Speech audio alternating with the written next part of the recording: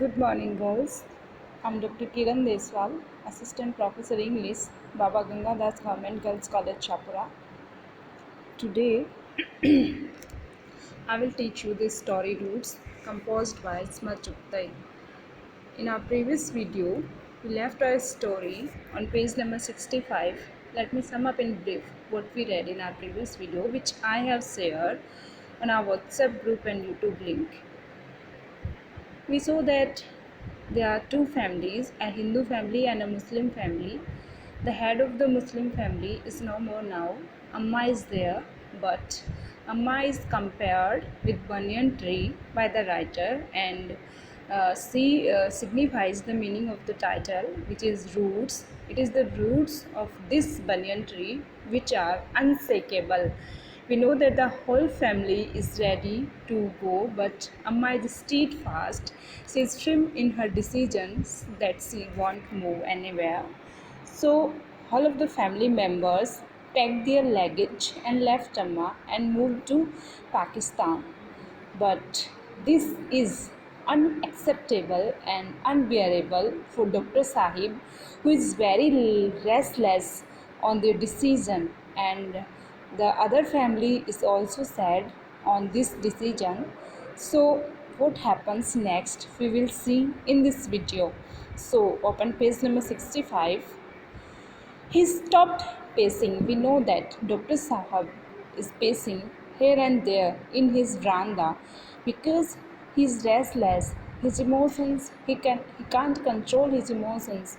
The Muslim children are also like his own children. After the death of his best friend Abba, it is his responsibility to take care of these children. But today they are leaving this place, so it is very painful for Dr. Sahib. That's why he is restless. He stopped pacing as soon as they started for Pakistan in their vehicles. He stopped pacing, got into the car, and sped away. He stopped walking and he got into his car and sped away, and he uh, ran his car behind them.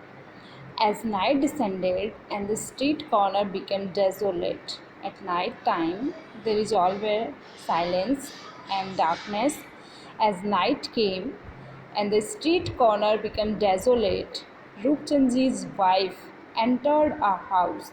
She is also the friend of Amma. So uh, both the ladies are emotional. They know the pain which Amma is feeling. Stealthily, she came as a thief through the back door, holding two trays of food. She is her friend. She knows that Amma is hungry. How can one eat when one's family has gone? So she comes with two trays of food. The two old women sat across each other silently. Words fail. They don't have words to express their feelings, their emotions. They were mute, but the eyes communicated everything. It is very pathetic. They were mute, they are silent because they don't have anything to say, they don't have anything to share. If this might be a thing of joy, they could have shared, but what can they say? What can they do? Both of them are helpless. The eyes communicated everything, the eyes exchanged the pain which they were feeling. The food trays remained untouched. We know that who can eat in such a situation?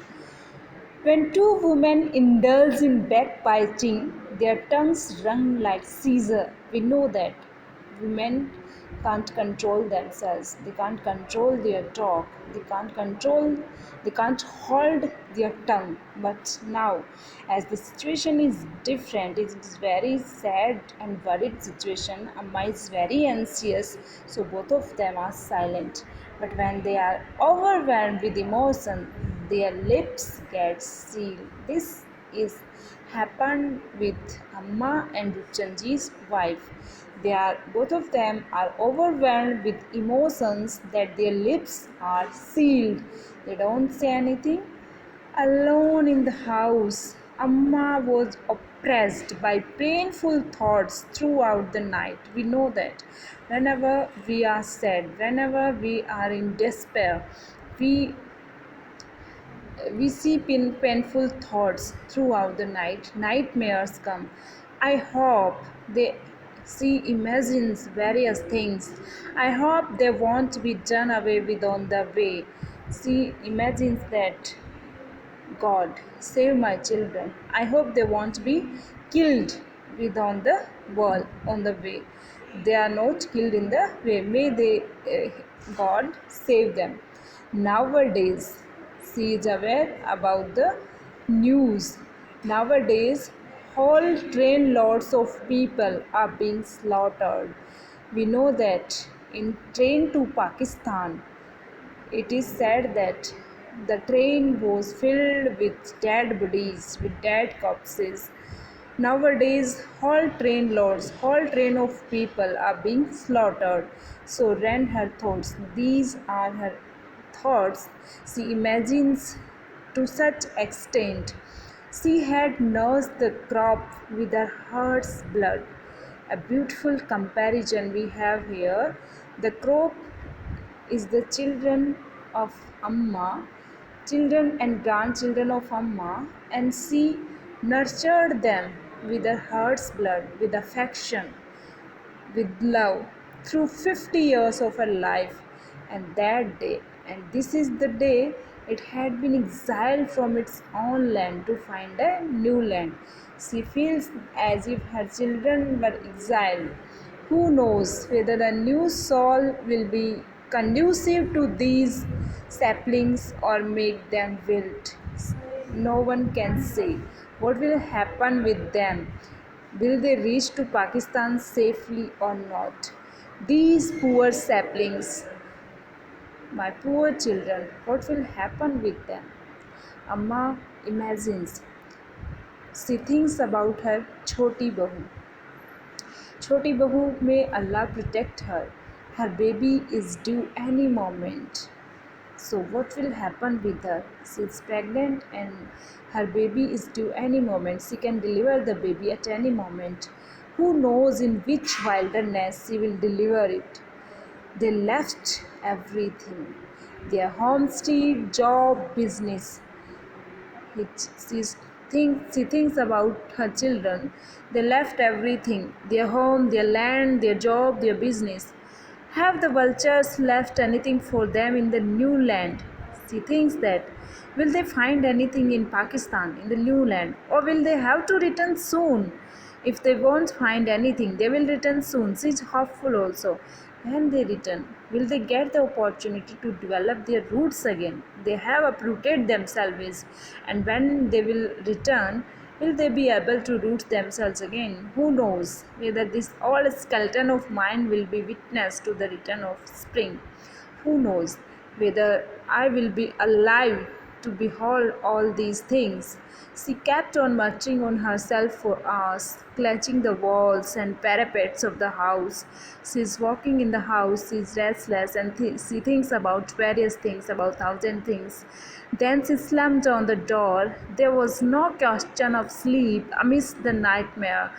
Her night is sleepless. She cannot sleep out of fear, in which she saw the mutilated corpse of her youthful daughter, of her younger daughter-in-law being paraded naked, and the grandchildren being cut to pieces. They are nightmares, and she imagines melodrama. Perhaps she had dozed off for a moment or two when she heard a great commotion at the door. She dozed for a moment and she hears a great commotion at the door. One may not care for one's life, but even a lamp whose oil has run out shudders before its final gasp. Amma is in her last years. Is natural death less terrifying that it should come in the form of man? She thinks that is natural death is so terrifying that it has arrived in the form of man who have turned into demons. She hears the voices of demons. In sleepness, she thinks that demons are calling on him. People say that they catch even old women by their locks. She thinks that these people will harass me. She imagines she have heard somewhere that people say it is news that the people who create panic do not leave old women. They catch old women by their hair and drag them along the street so violently that their skins come off, revealing the bones. She thinks to the limit, and then the horrors of the world are let loose in such a manner that the horrors of hell pale into insignificance. So she is having nightmares and she is thinking various things. But the knocking on the door became more violent. The pounding on the door became more violent. The knocking on the door became more violent, more louder. So she thinks that Malik-e-Maut, the angel of death, seemed to be in a hurry. He wants to take me as soon as possible. The lights came on. A voice came from afar. She is hearing some voices as though from the bottom of a well, and in his sleepness she imagines that these are the voices from a well. Perhaps the eldest son was calling out. She tries to recognize the voice who is calling on me. So she thinks that it is the voice. She realizes that it is the voice of her eldest son. Her eldest son is calling her. No, it seemed like the voice of the younger ones. No, it is the voice of the younger ones from some hidden corner of the other world. It seems that they are calling me from some other world.